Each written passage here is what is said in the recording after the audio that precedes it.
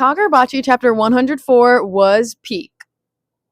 Quite literally, I'm in the mountains. I'm in Pigeon Forge, Tennessee, on a trip with my buddies. The grind never stops on a Kagurabachi Sunday. We are talking about it in the cold, in the mountains. This chapter was an absolute doozy because we got so many things to talk about because we got context for Yura for the first time. Not fully understanding, but we were getting pretty close to understanding his whole motivation and all of that, which is definitely a new development, and I like him so much more now. My reaction to this chapter is not tacked on to the end of this video because when the chapter came out, I was in an airport, so I could not get my audio reaction to the chapter because I was not going to be screaming in an airport. That's not a place where you want to scream. Now, I hope there's no one in that other cabin. Do we think anyone's staying in the Barbie cabin? No, we're good. We're chilling. It's just us in the mountain in the train that was going and the cars driving by. Let's get into this chapter. Let's talk about it. So the first panel, immediately opened the chapter, saw a wedding ring. I was like, fuck, oh my god, there's people. Don't film that. Anyways, when we opened the chapter and there was a wedding ring, I was like, fuck, shit. Because things were getting real immediately. Like, I opened it, jaw dropped on the floor right off the rip. So I have noticed, I'm not the only person that's noticed this, in the flashback, Yura does not have the little dots on his face, and his eyes also don't have the rings in them. It's only just the white pupil and then white eyes. No ring in it. So interesting. Not sure what's going on there. Same with the face things as well. But I mean, that's kind of just like he could have gotten those. The eyes is a bit more of an interesting story. How did he get those? Who knows? Time will tell. It's kind of funny that Soga was just kind of like looking into his memories. And when he was thinking, he was like, oh, he must have been in an area that was ravaged by the war, which means officially that Yura was not from Shokoku and he's definitely from Japan, which I actually said a few videos ago. So go me. Well, I kind of second guessed myself because everyone said he was from Shikoku, and I was like, well, maybe. I don't know if I think that. So I didn't like fully commit, but I did say it that I didn't think he was. So always listen to the Kagurabachi girls. I'm always right about everything ever. This whole beginning of the chapter really reframes how we see Yura, and that just continues throughout the whole entire chapter. But immediately, even before we get to the end, it's like, oh, things are very different now because we're actually understanding his motivations. Like, he's not being destructive just to be destructive because he's like, ooh, evil. It's a very personal thing for him, and we didn't know that before. He says to his, I'm going to guess wife, could be fiance as well, but I'm going to say wife for simplicity. So he says to his wife, from now on, we can rest easy knowing that they'll protect this country, they being the war heroes. And then something clearly happens to prove that wrong, which is very interesting stuff. Okay, I like stuff when it's like you think a certain way and then it's like you don't know what happened, but then you're like, oh, well, something clearly changed because we know in the present that he's definitely not of that perspective anymore. I said the same thing in my cross video. It's actually like very similar stuff. Well, except one is a sweetheart and one is literally Yura, the devil. So, and then I'm going to skip ahead just very briefly. Of course, we know just briefly later in this chapter that the something that happened had something to do with his wife dying, but we don't know the details of it. So it's still a little bit of a mystery, but now we know that he had faith in the country and the heroes of it. And then his wife died, probably because of crimes from sorcerers. And now he's on a whole mission. And we had none of that context before. We're going to circle back to Yura in a second because so much of this chapter is about him. But we're going to stray off real briefly because we're going in order of this chapter still. Why is it that the Shinichi can transcend the eternal contracts? Because it's the only one that can. We don't have a reason of why it can do that other than like it's built different, maybe. Like, genuinely, like, was this a purposeful design choice by Kunishige, or did this just kind of happen and it's for plot? If it is, I don't care. To be honest, I don't care. It's like, what the hell? Sure, it can break the contracts because it's built different. Makes sense to me. All right, Kunishige, I see you. And then this chapter is a good chapter if Chihiro is raising his voice. If Chihiro is yelling, that means good shit is going down. So thank you, Chihiro, for your service and being passionate and angry and whatever you're feeling so intensely. Always, you're goated. Protagonist of the century. He is so like into it lately, and you can really feel it. Don't laugh at me. Don't laugh at me, cameraman. Another train. No, but you can hear it. Maybe it's the Dollywood train. It is. Really? Yes. The only train around here. What? Yes, it was. Who is opening the door? It's no, you're okay. Want to be YouTube famous? Oh, okay. Keep going. Are you just chilling? Cool. Let me put you on peak. Kagurabachi. Come get seated. No. We have a live studio audience today. All right, here we go. You can really feel his words and his emotion, and the art is very effective in showing all this. All the line work is always so like scrunched up almost. It's freaking awesome.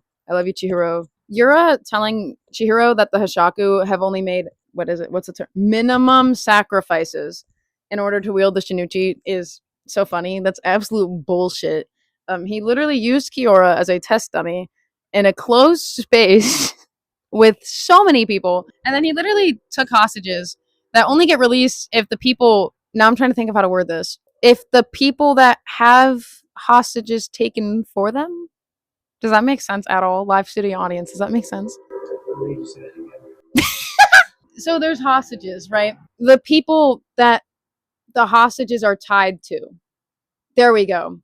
The people that are holding people hostage. No. The people that are being held hostage. No, Why but the don't we people in relation. Like a hostage is only a hostage because there's somebody who is connected to them. So the person in the scenario that isn't hostage, but also did not take the people hostage. The plan, it only works if those people kill themselves. And you're going to tell me that's minimum sacrifice. That's fucking bullshit. So I highly doubt that that's the minimum. I'm not so sure about that, Yura, but I digress. And also, right after this, he clearly has a distaste for the Rakuzayuchi auction.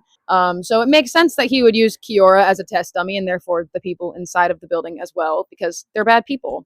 So, like, you can kind of justify that. He clearly has a distaste for it because it enabled bad people. So this was kind of just a personal mission along the road for a bigger mission. It's kind of like, let me put this in One Piece terms. Dressrosa was a very personal mission, but it was really just to make Wano work. Yeah. Live studio audience does not get it, but I just cooked. I wasn't in the script. That's just right off my head. I'm freaking smart as hell. Right off the noggin. That's right. Yura's whole speech about stuff being after the war, bars. Absolute bars. Especially the whole ending part of all of that with your father made the world like this, I think is what he said. Yes, wow. Word per word. Absolute bars. Because right off the noggin. Especially because from Yura's perspective, yeah, Kunishige kind of did do that. I still don't agree with Yura's actions necessarily, and I think Chihiro is absolutely in the right for wanting the swords destroyed. However, I can see where Yura's coming from now, which we couldn't before. So that's cool. Like, I still don't agree with him, but I can see why he thinks the way he does. And that's interesting. That creates interesting conflict that you can see good and bad in both sides of that. But Chihiro's still right, of course. This is a very, very short point on this one. It's just that I love page 14. It's absolutely beautiful. No one was hyping it up. Page 14, I was going to show a picture of it, but I'll show you as well, cameraman. I won't show you, but I'll describe it. It's a fighting scene. It's great. There's a sword stabbing down. It's a really cool perspective of, like, the villain's, like, up this way. Okay. I'll show you later. And then we circle back to chapter 100. Chisoga asking, "Who are you?" And then we finally get Yura's thoughts and how he would have responded to that, I suppose, which was, "We were nobody, but we needed a hero." Absolute bars. Bars once again. And that really shows, once again, I'll say it once, I've said it 40 million times in this video, but it's true. I, like, get Yura now. Like, I understand. That goes so hard, and it's sad. And then it's really funny that Soga follows that up with, "I'll be the hero." Like, dog, I highly doubt it. I highly doubt it. For some reason, not sure why, it's not like you killed 200,000 people or anything. But yeah, you'll be the hero. Yeah, okay, right. Bud. Okay, right? Right? 200,000 people. Is that a lot? That's a lot, cameraman. Yeah. It's really funny because you probably can't even hear you.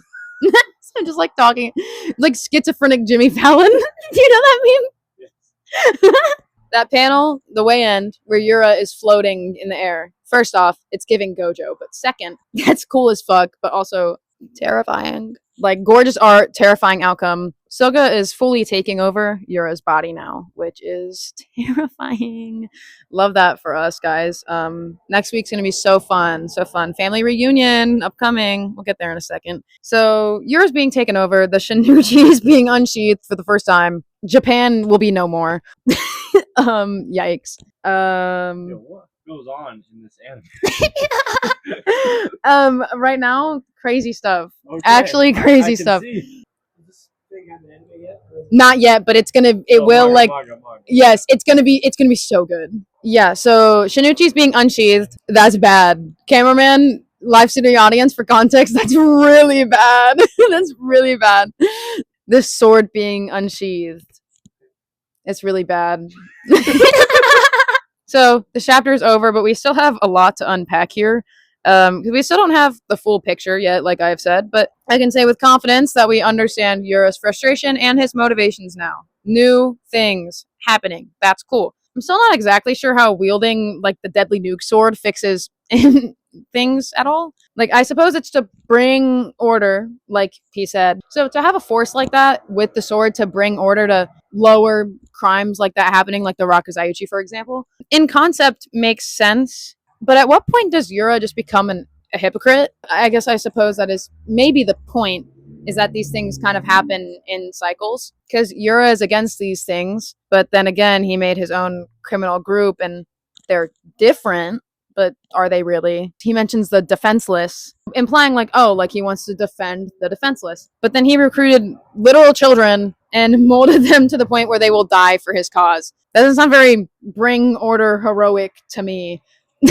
But not everything's black and white, I suppose. So it's definitely not like I disliked Yura before, but this chapter definitely made me like him more. I was pretty neutral. It's like I liked him, but now I can say like I really like him. I wouldn't say I love him yet, but I really like him. At this point, I would say that he is a good villain. Because before it was like we couldn't exactly tell what was going on. It seemed shallow in a sense, but now I can say with confidence that I think he's great. So I definitely like him, and I know a lot of people didn't like him, but now I think all of a sudden people are switching up because of this chapter, and all of a sudden now they're like, wow, he's amazing, one of the best in the show. I'm like, since when? Well, not show. He's one of the best in the manga. Since when?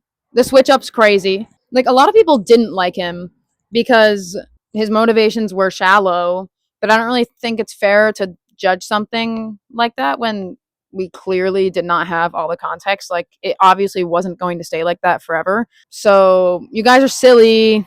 I think just in general, people are way too quick to jump on dogging writing decisions, even though it's clearly not finished being fleshed out and given to us yet.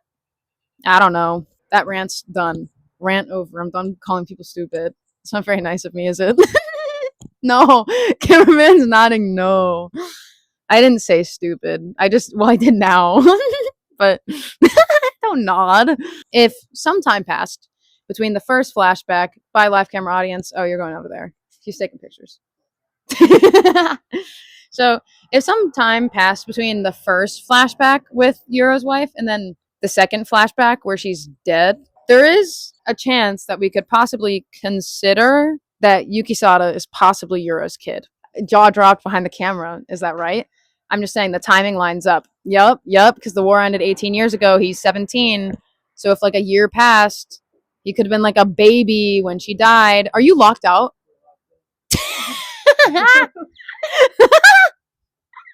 You must finish listening to the chapter.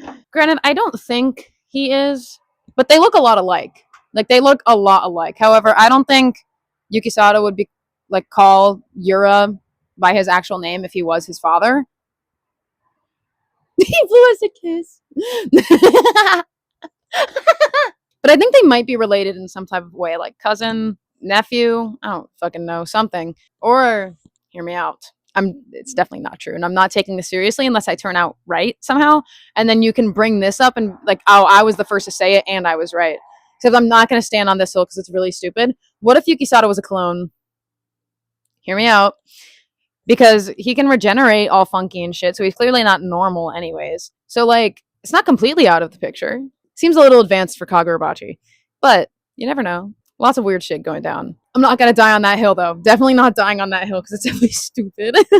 To conclude my thoughts, I want to shout out Chihiro because I barely talked about him, and he's fucking awesome. So thank you, Chihiro, for being the protagonist of the century. And also, I haven't called anybody hot all video. And then last video, someone commented that I don't call Yura hot enough. And since this is a big time to shine, Yura's hot, I guess. Like, not absurdly hot for my taste, but I'll say it for you. Oh my god. Oh my god. Yura's so hot. So hot. Oh my gosh. Commenter, I hope you're happy. That was for you. We're gonna wrap this up now. Predictions for next chapter. I'd say we're fucked. We're cooked. Family reunion upcoming. Chihiro's meeting his unc for the first time, taking over someone else's body. Yeah. Subscribe, big subscribe, because I'm in the mountains and my hands are cold. Big subscribe. Oh no, no. Dedication. Thank you, cameraman. Like this video, like I like Kagurabachi and you like Kagurabachi, and like I like this little cabin we have. Like my video, please. Comment as well. I love comments so much. I love seeing what you guys have to say. So comment down below. I've been rocking back and forth so much. This is gonna be so distracting. I'm so sorry. You've been going back and forth. Oh gosh, this video is probably nauseating. Earlier this week, I uploaded a top 10 Kagurabachi ranking for my subjective opinion. And I have a Google form in the description of this video because I'm going to make a second follow-up video where it's Kagurabachi characters ranked by you. Yes, you. So I want you to fill out that Google form and cast your votes. You want your favorite character to be represented? Vote.